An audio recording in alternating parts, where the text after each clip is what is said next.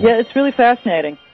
They just, you look at that and you think, well, this is an advanced culture. Now, if that's the case, then their ideation as concerns philosophy and religion and so forth must also have been advanced.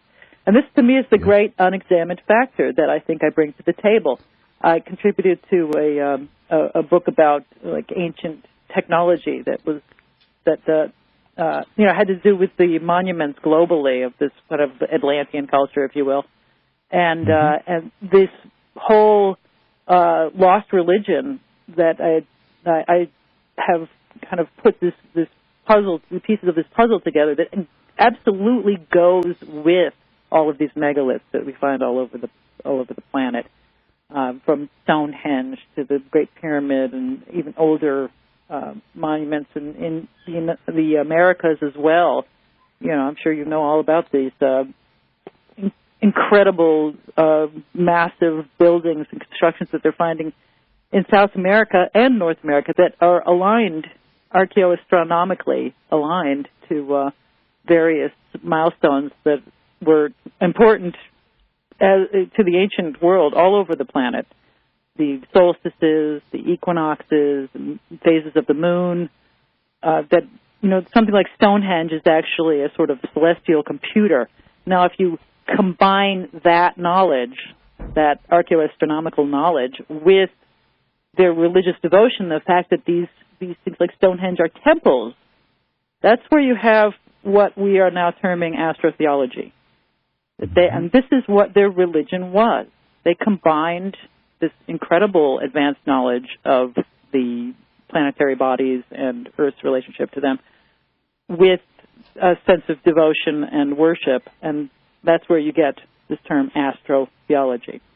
That's it in a nutshell. And it's all over the planet. We find remains of it. They're finding more and more, as you say, with this black granite slab, and you were talking about the priority of India and Egypt when you have something like Mohenjo-Daro in Egypt and the Indus Valley that is really quite incredible. But then you also have this, I think it was the Nabta in Egypt that is now like 6,000 years old, that they've found archaeoastronomical alignments with this temple site.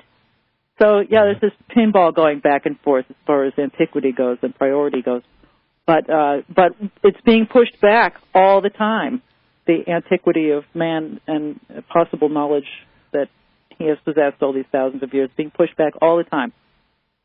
Really fascinating. Well, it is, and of course, there's also the parts, which are the strange objects that are found in strata that, really shouldn't be there, and Michael Cremo's work and Richard Thompson's work, and there's other things too.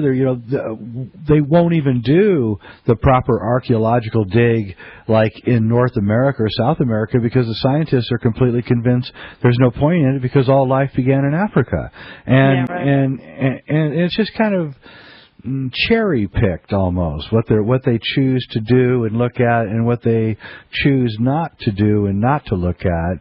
And the idea that Christianity was really purportedly put up by Paul to be a control agent for the Roman Empire, I don't see how that could even be called into dispute, especially when you study Paul and the suspicious things that Paul is doing all the time.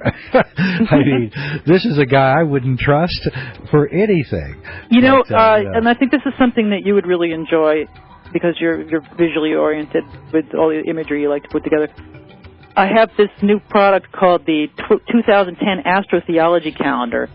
And you can really see this kind of Christian overlay that you were just talking about. You can really see how they usurped all kinds of pagan holidays, that they overtook them and tried to, Christianize them and so forth. And you look at this calendar and see the days and see how they had this astrotheological pagan meaning previously. And so I think that I'd love to see that, and I'd love to have you back on the show, actually, because this is really interesting, and I love talking about this stuff.